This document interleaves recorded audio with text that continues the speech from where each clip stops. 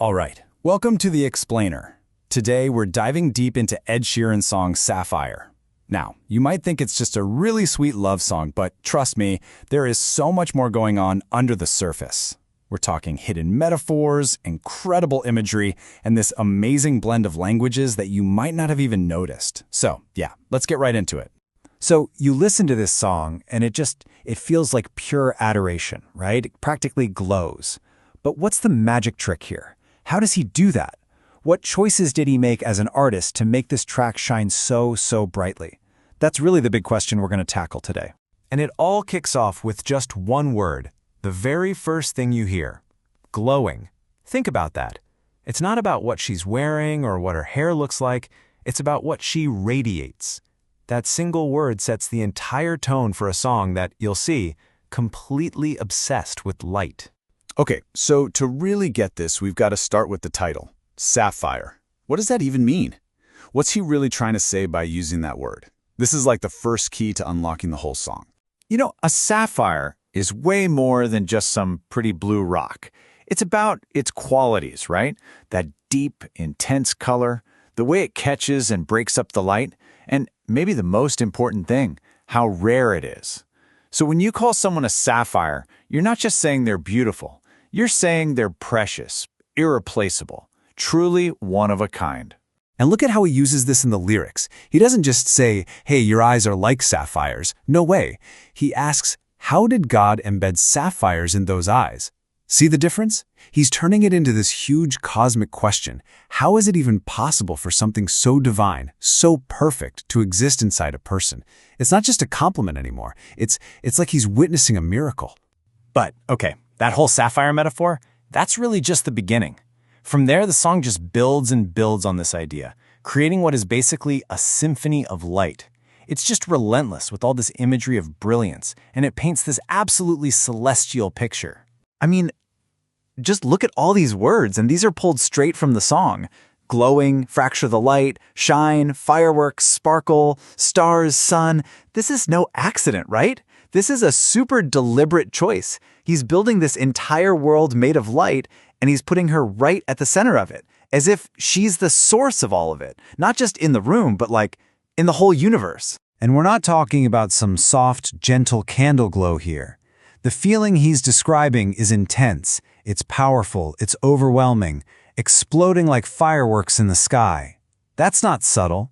It captures that feeling of just sudden, breathtaking beauty that completely stops you in your tracks. So you have that huge, explosive light of fireworks, and then he shifts. He brings it to the quiet, timeless sparkle of stars.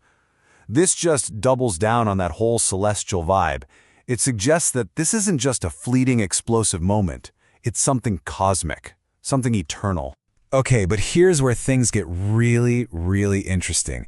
To get to the heart of this song, you actually have to look past the English lyrics, because there's this hidden layer of poetry, and it's all in Punjabi.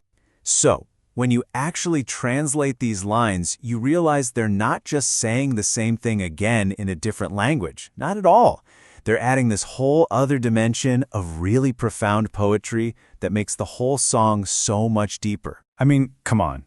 When you raise your eyelashes, darkness disappears. That is just pure poetry. Seriously, think about that for a second. An action that small, that subtle, has the power to literally banish the dark. So now she's not just glowing, she's become this force of nature. She's the source of light for the entire world. So, how do these two languages fit together? It's a great question. And the answer is, they're not fighting for space. They're actually fusing together to create one single unified feeling. And it's something way more powerful than either language could pull off by itself. It's kind of like this. The English lyrics keep us right there in the moment. You know? They're very physical, touching on your body, dancing. It feels real. It feels immediate. But then the Punjabi lyrics come in, and they just elevate everything. They lift that physical moment up into the stars, making it all feel so poetic and faded. One is the anchor, the other gives it wings. They work together perfectly. And you even see this idea of fate pop up in the English lyrics too. I mean, he literally sings that karma reached out and brought them together. It's like this whole intense, beautiful moment. It wasn't an accident. It was always meant to happen. So when you feel a connection that's that deep, that fated, what's the one thing you want? You just want to make it last forever, right? You want to freeze time. And the song really digs into this feeling, using all these images of dancing and celebrating all night long. And you can actually watch this feeling get more and more desperate as the song goes on. It starts pretty simple. Don't you end the party. Okay. But then it grows.